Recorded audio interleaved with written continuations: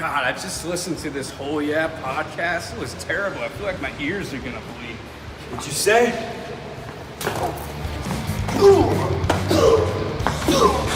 This is Darby Allen, and you're listening to Gimme a Whole podcast.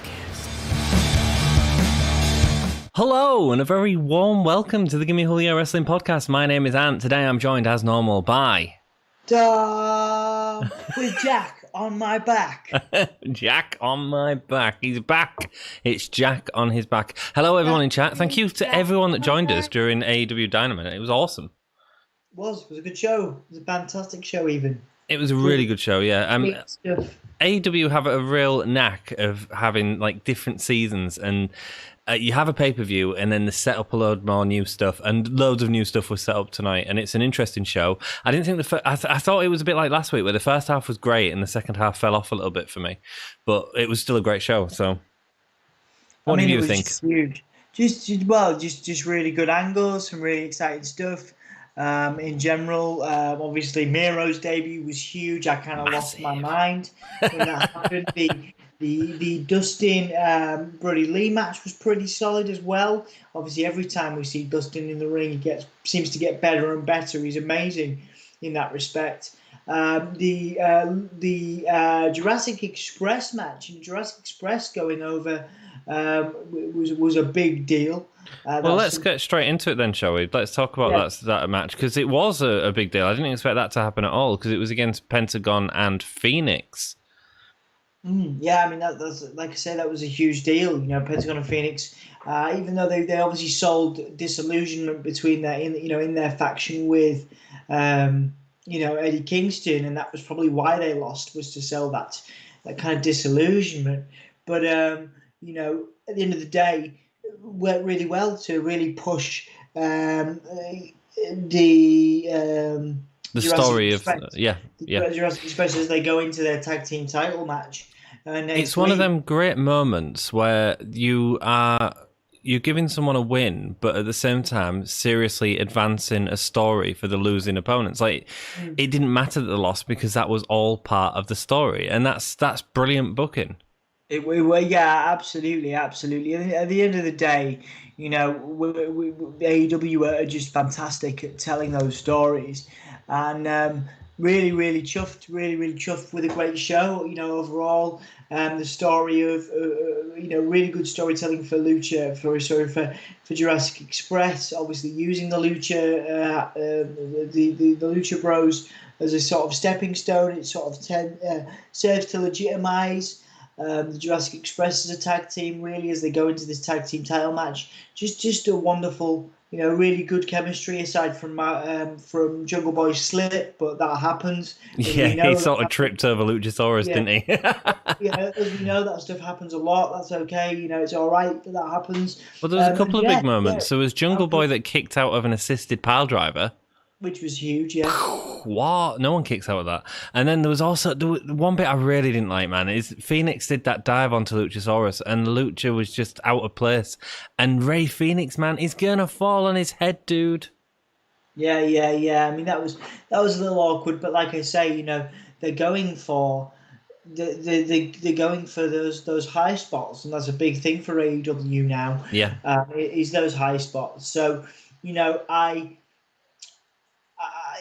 yes, I worry about the talent, but again, huge spots, good match, really well put over for the Jurassic Express, and fundamentally really working to sell the development of that Eddie Kingston faction. So at the end of the match, Pentagon hit a flip pile driver on Phoenix. He was actually going for Jungle Boy, and he moved out of the way just in time, and obviously he was already turning and went into it. You know what? That could have looked really daft, but it didn't. Yeah, it looked great. Yeah, it could have been terrible, but really, like I say, really good combo moves from both teams. Two of the best teams in the world, really, at the moment. We didn't see as much of Luchasaurus' legs in this match. No, the kicks were kind of missed from this one. But again, I think it worked fundamentally because it built the Jurassic Express as a legitimate threat or potential threat to obviously they're not going to lose the titles this soon, and we're talking about FTR here. No, not at all. But they look like a legitimate threat, which was really cool. Yeah, it was absolutely. really It was well booked. At the end of the match, so Eddie Kingston comes in because Penta and Phoenix are arguing in the ring, pushing each other, ready to absolutely tear on each other, which was a great sort of tease, actually. I got really excited for it just because I want to see them as both as singles. Eddie Kingston then manipulates them basically to getting back together and working together. And what's brilliant about this is it has nothing to do with Pentagon and Phoenix breaking up. It's all about Eddie Kingston being able to manipulate these incredible athletes and incredible talents. Yeah, Eddie Kingston's a master manipulator, an incredible performer, one of the best promos in wrestling, let alone AEW right now, and just a great leader for this faction, a great ringleader. Of course, it's all going to come crashing down around him. There's too many combustible elements in that. But right now is a really interesting build. That's the exciting part, though, isn't it? Jake the Snake Roberts is next with Lance Archer. They're cutting a promo in the rain outside. That was really cool, actually. He says that Jon Moxley is he calls him out and says that Archer's trash cars like getting wet. Moxley's gonna sweat and piss himself when they get a hold of him. It's great. And then Lance gets to speak as well, which is really nice as well. So they're letting him get his promo time in and getting him to go for his gimmick promo at the end. Really good promo, man. And they do the everybody dies thing. Absolutely. Which is great. I love that as a catchphrase. Really, it looks really dominant. Looks really positive, for Lance Archer going forward, because he only has one loss, I think, to Cody at this point. Yes, I think so. He does look dominating, and with Jake, it's incredible. He's an incredible mouthpiece for him. Yeah. And I think he looks, again, we're talking about legitimate threats, whether he wins or not, which I don't think he will win. I don't think Lance Archer is walking away with the title. I don't think so. But there was, this promo served to build him as a legitimate threat. Yeah, absolutely. And, I'm really excited for that Jon Moxley Archer match. I know that them two would put on a really good match in the ring. It was good. Back from the break, we get Matt Hardy in the ring. Matt Hardy cuts a promo basically thanking everyone after a very scary fall. A little bit contradictory here because they're saying when I'm fit again to wrestle, I'll be back and all this sort of stuff. Yet at the same time, in the Tony Khan press conference and stuff like that earlier this week, there's talking about how he wasn't concussed and he went to hospital as a precaution and all this sort of stuff. And they also had Rebby there, who's been very vocal on Twitter about unhappy with both AEW and Matt Hardy for what they did and the spot that they did. Yeah, I think that it was all kind of damage control from AEW and Tony Khan, and like you said, it probably wasn't the most entertaining thing, but it was certainly did the job. It was definitely good damage control for the brand. They brought Matt Hardy out when people are concerned, and they had Rebby out there, who's obviously been very concerned for Matt, and they were shown to be there, present, supporting AEW, which from a business standpoint, makes sense. It's you can have everybody kind of on side, quote unquote, but all in all, aside from Matt potentially alluding to his plans for an AEW championship run, there was nothing much to this apart from it was very much trying to please, he's probably been told to go out there and tell everyone he's okay and make everyone believe he's okay. And for me, that's the problem. Like, you brought it up perfectly, actually, during the stream, where you said, the best way to show Matt Hardy's good is by having him enter a feud. Now, we don't have to have a wrestling match if he's not cleared to right now. But the best way to do that wouldn't have to have had this. It would have been to have him straight away enter into a new feud. Yeah, absolutely, mate, absolutely, and we didn't do that, and we didn't even get a taste of that. So for me, this segment really kind of falls flat. But there was lots of love, lots of good vibe, a nice vibe. Oh yeah, it's nice. Everyone loves Matt Hardy, Yeah. Next up, sorry, go on. I was just saying it was a nice vibe. Put a lot of love into it, in terms of sending love to the crowd, that kind of stuff. Which is, it has its place and it's a positive thing. Next up, we had Angelico versus Orange Cassidy. We haven't seen Angelico on main roster for a long, long time, part of Hybrid 2 with Jack Evans. This was a really good match. We didn't see the gimmick Orange Cassidy anymore. We saw the serious wrestler that we saw against Jericho in that Mimosa match. Yeah, that was that was really interesting. It was a very quick match, actually, relatively for a Cassidy match. Angelico is an incredible talent. I know you're a huge fan of his, but yeah, I like the way he puts on technical moves, and like just the way that he slides into them is just really satisfying and different. It's like he's almost like a snake, going into these different. It reminds me a lot of who's the great English wrestler that's not in WWE? He's in New Japan. Jack. Oh, it's on the tip of my tongue, and I can't think of it. I'll bring it up when I come again. And Dom has plugged his internet into the watermelon today, so I'm sure Dom will be back in a second. And this was a really good match. It was he took the lariat, satellite DDT, drops Angelico onto his dome, the kip up, Orange has him in his sights, and wins with the orange punch, the Superman punch, which was good. It was good to see him actually wrestling in the ring. Post-match, Jack Evans argues with the referee. Santana and Ortiz come out and attack Orange Cassidy. And then we get the best friends saving Orange Cassidy. And next week we are getting a car park brawl.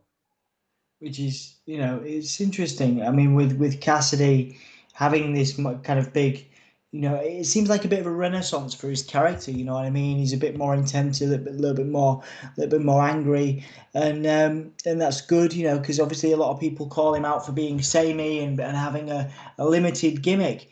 So it's good to see Cassidy having that diversity, and like you say, having best friends.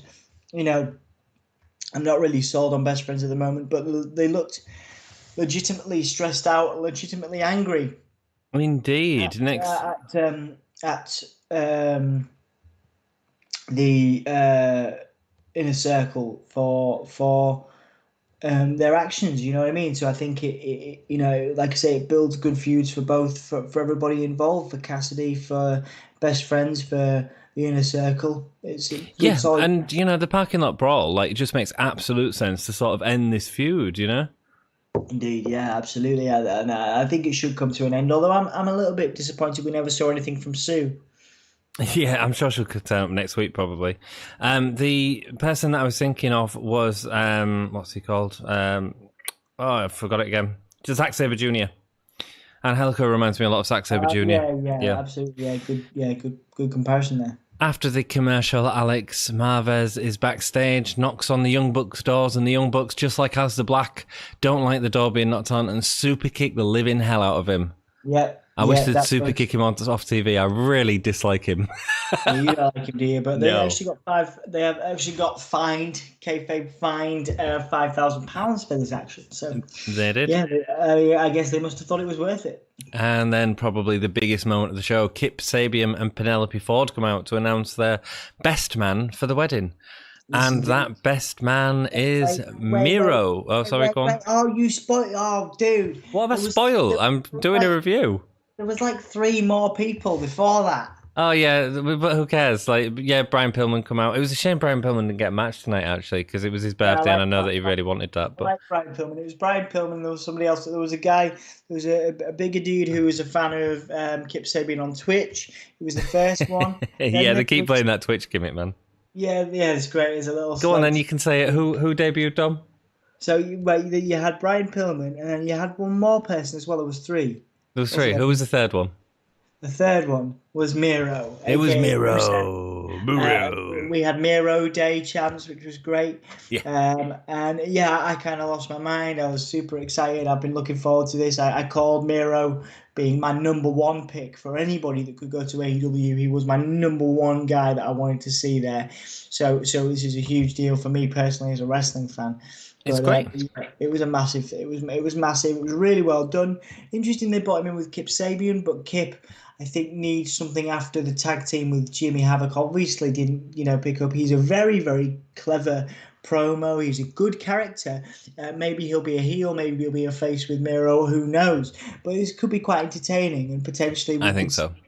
I'd like to see, just even if it's just a one-off thing, Aiden English singing at the wedding. I think we're going to get the wedding in November's pay-per-view, the Full Gear pay-per-view. I think that's going to be great. Yeah, I think there'll be some. It's interesting they brought him in on a wedding. Somebody said it on the stream. They brought him in on a wedding gimmick as well. Obviously, he left the WWE after his wedding gimmick. Yeah. So really, really, really sort of tongue-in-cheek there, I think. It was great. Next up, we get a sit-down interview with Hangman Adam Page. He's basically gives quite a stock answer and talks about how it was inevitable that it was eventually going to lose the titles with Kenny, but it doesn't think it should have been inevitable. FTR shouldn't have had the title shot in the first place. Kenny was right. The Young Bucks should have won the gauntlet. Yeah. He's accepting responsibility for his actions, mate. Yeah, and like I say, interesting to build him as probably a face now. I think he's probably one of the candidates for a face of the company, one of the newer talents. Obviously people can criticize AEW all they want for bringing in WWE guys, but Adam Page certainly is not one of those. Certainly an AEW original, and I think he is the right person to carry the brand forward. Going ahead. So I guess we'll see now. What they do what they do. But I'm calling, just like yourself, I'm thinking it's going to be, a 4 horseman type deal potentially for him, potentially a face of the brand in the future. I think he'll be a future AEW champion. I would even say, potentially early part of next year. I was going to say end of this year, but I feel like Mox is keeping it for a while. But certainly within the next year, we're going to see Hangman Page at the very top of the brand. So for me personally, it took me a longer time to get into Page, just like it took me a while to get into Omega. But now I'm starting to see some character development. I'm really into it. Cool.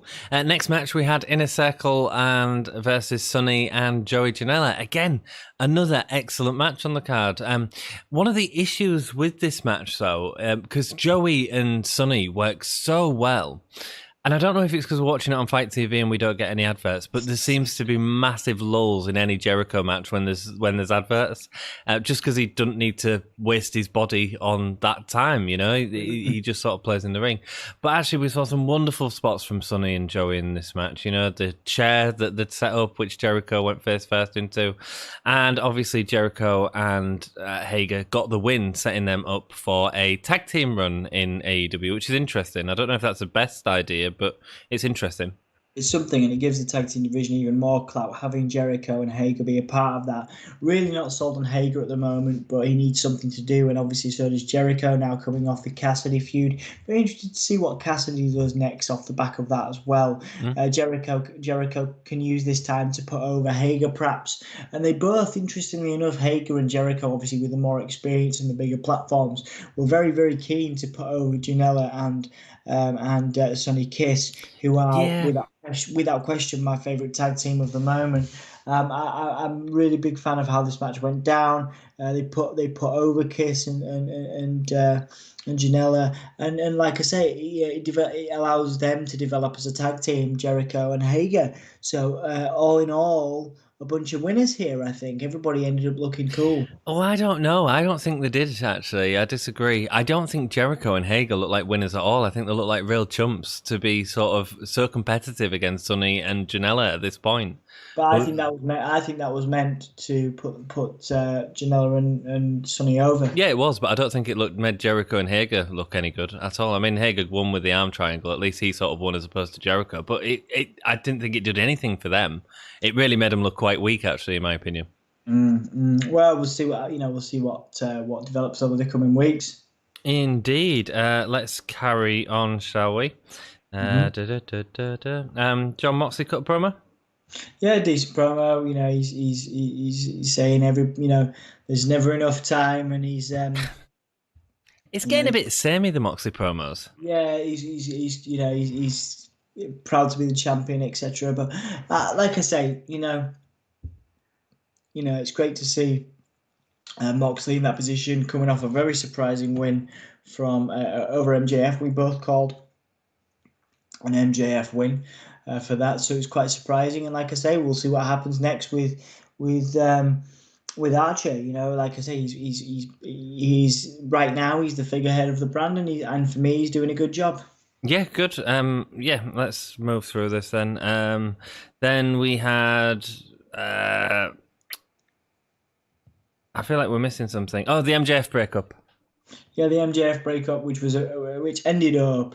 MJF ends his campaign, and he gets angry at Wardlow, and Wardlow steps to him, suggesting they're going to feud. Gets in his face, but then MJF, in a very cleverly written promo, specifies that Wardlow is not under the employ of Tony Khan; he's under the employ of MJF, which then gives.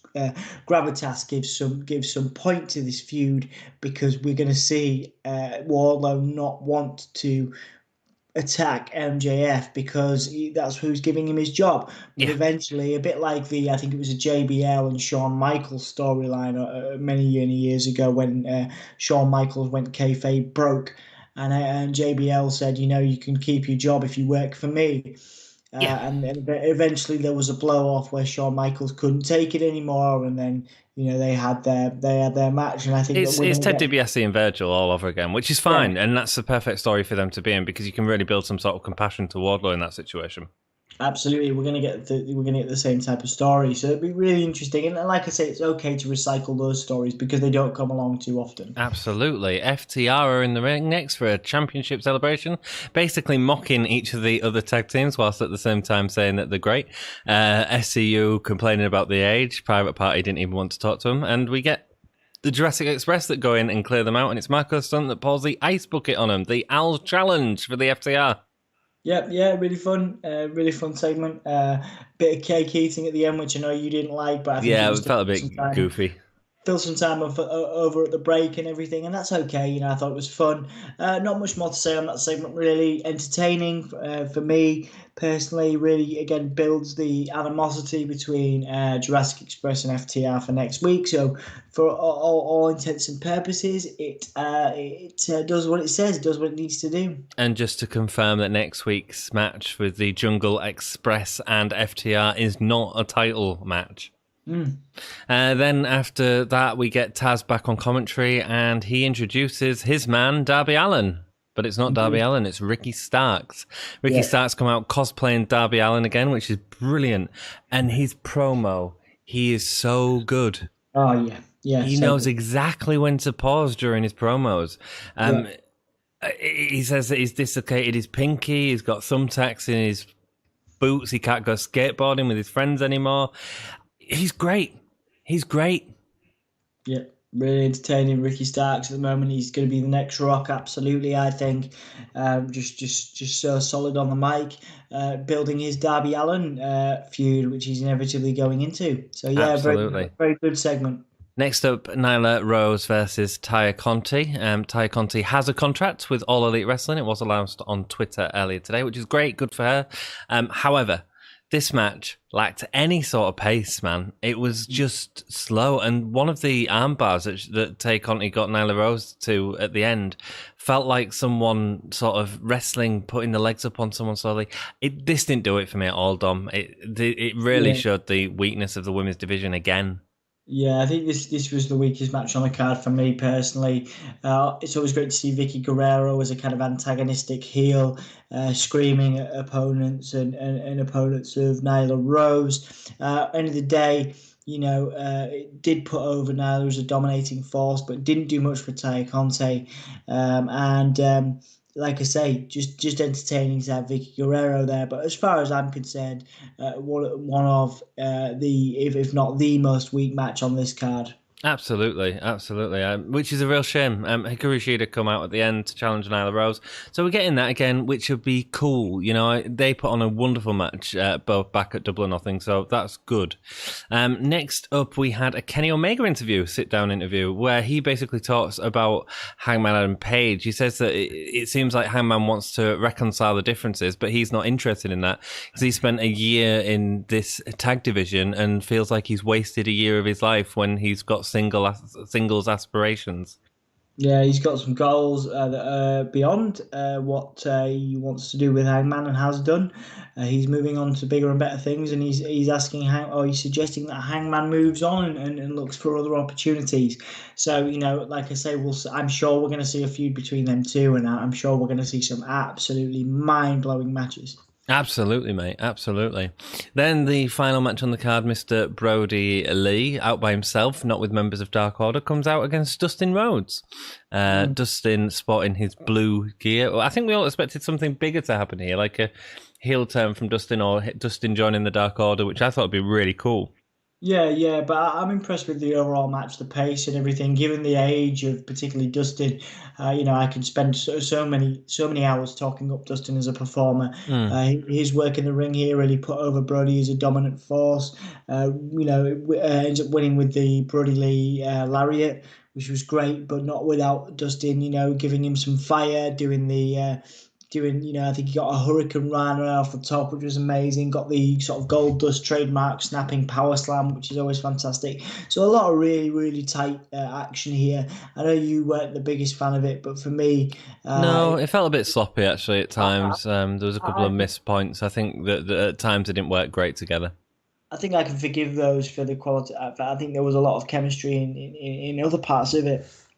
I do know what you mean. I did see the kicks and I did see the missed spots, but I think there's a lot of chemistry between Brody Lee and Dustin, and I think that I would happily watch them fight again. I would happily watch them do something again because they are like both very entertaining performers. Obviously, the Dark Order thing and the longevity of the Dark Order Nightmare family feud is really interesting as well. So we'll see more of that. Obviously, after the match, the Dark Order come down to beat on Dustin, particularly Colt Cabana. It comes down and Brody Lee still furious for what happened at the After all out, yeah. pushes him out and interestingly enough, Evil Uno steps in and supports Colt Cabana in that, which is really cool. It's a really interesting dynamic to the Dark Order and the kind of the shift in power that could potentially happen with Evil Uno or even Colt Cabana maybe. So there's a lot of potential in that. Like I say, Dustin had a better showing than his brother Cody in this against Brody. So Yeah, which felt a bit weird as well. Yeah. And again, the Crossroads, man. AEW has completely destroyed the Crossroads. Seriously.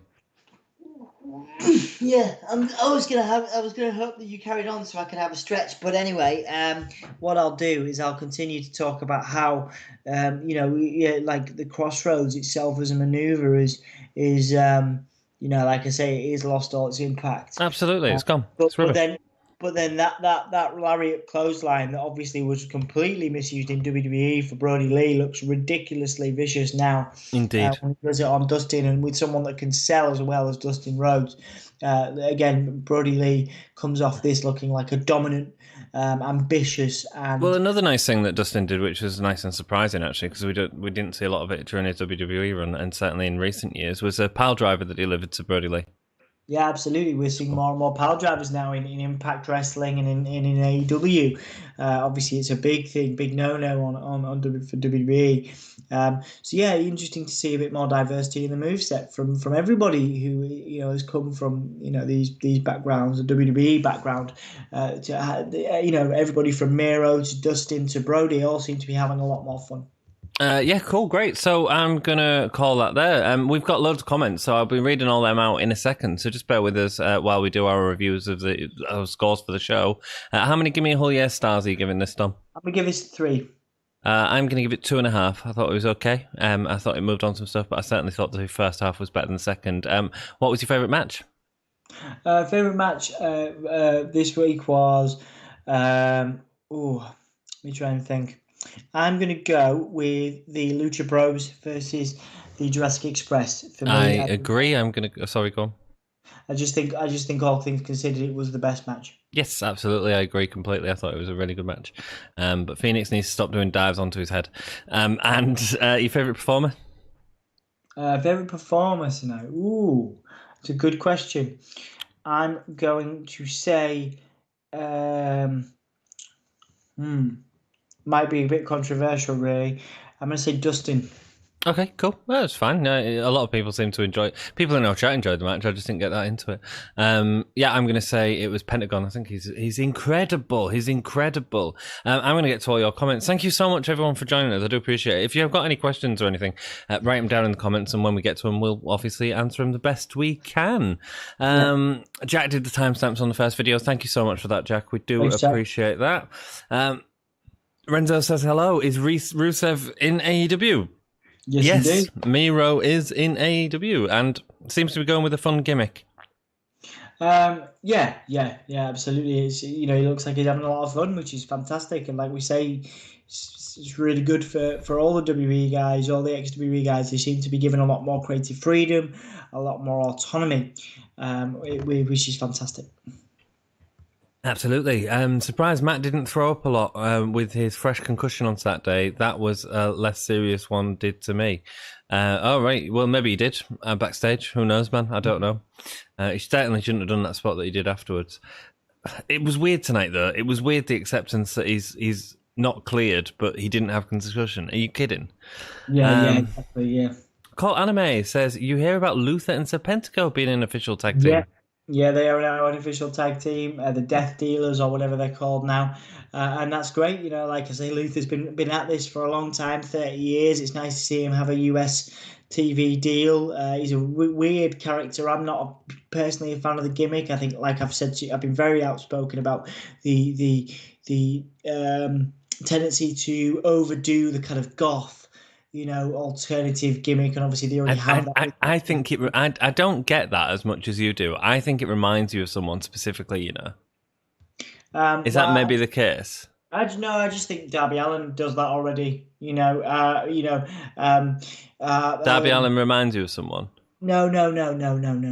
But what I'm saying is I don't personally enjoy Luther's work because the gimmick, it reminds me of Darby, it reminds me of Abaddon, it reminds me of Gangrel, it reminds me of, there's so many of these gimmicks that happen. Mm-hmm. And it's just kind of overdone. So I'm not a huge fan of Luther, Colt, but great that he has a place on the roster with Serpentico. Rock and roll. Jack says, that's not a picture behind Dom, I'm just stood very, very still. Absolutely. Full Gear will be hosted by Jeremy Clarkson. Fingers crossed not. Jared says, hey guys, guess who? Jared, welcome back, mate. Nice to see you. Jack says, my legs are very hairy. We should live stream them being waxed. You have a channel, Jack. I want to see that on your channel tomorrow. Happy Miro Day, says Jared. It is Miro Day now. Day, Jared, yeah. You think that's going to get over, Dom? I'm fine with it, yep. Yeah, I think it is. Jared asked if I remember him from the other day. Of course I do, Jared. I'm throwing this out there to all your fans, and please join Movie Fans Worldwide 2.0. The membership and all of your shows and future shows should be added to our group. Jared, I already have joined, but everyone else can join. Yeah, have you joined yet? No, but thank you for the introduction. We will, absolutely. That's cool. Still talking about that. We need all your guys talking to members. Fun. Awesome. Yeah, I've already joined, mate. So, yeah, I need to post stuff up there, but I just forget and I sleep and stuff like that. And Jack's gone to bed. Dudes, thank you everyone for bearing with us. And that's the end of the review. Yeah, I'm going to get you to sign out today. Oh, no, I don't want to. I don't like your stupid gimmick. It's crap. Right. Okay, I'm going to do it. I'm going to say... Give me a hole, yeah.